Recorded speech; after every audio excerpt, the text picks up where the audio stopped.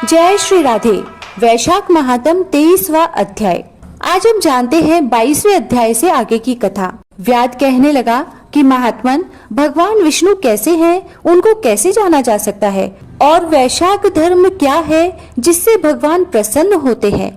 व्याध के इस प्रकार पूछने पर मुनि कहने लगे कि सर्वशक्तिमान, निर्गुण, निश्चेत, अनंत सच्चिदानंद स्वरूप हैं और संपूर्ण चराचर विश्व के स्वामी हैं।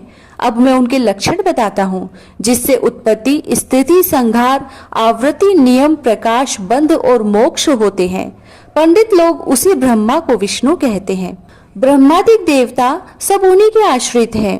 इतनी कथा सुनकर व्याध कहने लगा कि हे ऋषि, प्राण सर्वश्रेष्ठ क्यों माने गए हैं, यह बात मेरी समझ में नहीं आई। तब शंख कहने लगे कि हे व्याध, प्राचीन समय में नारायण भगवान कमल योनि में ब्रह्मादिक देवताओं की रचना करके कहने लगे, मैं ब्रह्मा को तुम्हारा राजा बनाऊंगा और जो कोई तुमसे सर्वश्रेष्ठ हो उसी को तुम युवराज बनाओ। जब देवताओं ने यह बात सुनी तो आपस में युवराज बनने के लिए सब विवाद करने लगे, और जब निर्णय न हुआ तो फिर भगवान को जाकर कहने लगे कि भगवान, हमको तो कोई भी सर्वश्रेष्ठ दिखाई नहीं देता, इसका तो आप ही निर्णय करिए। तब भगवान ने हंसकर कहा कि मेरे विराट रूप में से जिसके निकलने से मेरा शरीर गिर पड़े और फिर प्रवेश करने से शरीर खड़ा हो जाए, यही श्रेष्ठ है। ऐसा सुनकर जयंत भगवान के पैरों से निकल गया तो भगवान का शरीर पंगु हो गया, लेकिन गिरा नहीं। इसी तरह गुहेंद्रिय में से दक्ष के निकल जाने से हरतहीन कहा गया, नेत्रों में से सूर्य निकल जाने से नेत्रहीन, नाक से अश्वनी कुमार के निकल जाने से नासिका रहित, कानों से दिशाएं निकल जाने से बहरा, जीवा से वरुण निकल जाने से अक्षरस और मन को चैतन्य करने वाले रुद्र के निकल जाने से तो जड़ कहाने लगा।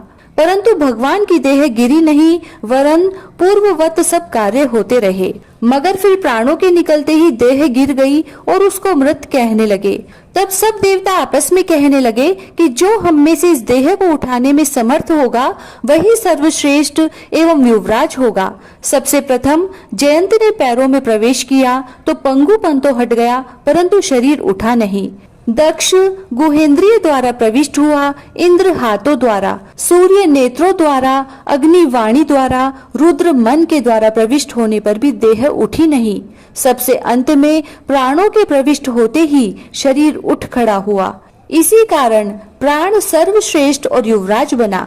तब प्राण के सम्मान के लिए सब सामवेद का गान करने लगे।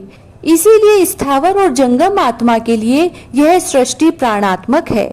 प्राण ही जगतपति है, प्राण बिना जगत कुछ भी नहीं। 23वां अध्याय समाप्त। जय श्री राधे।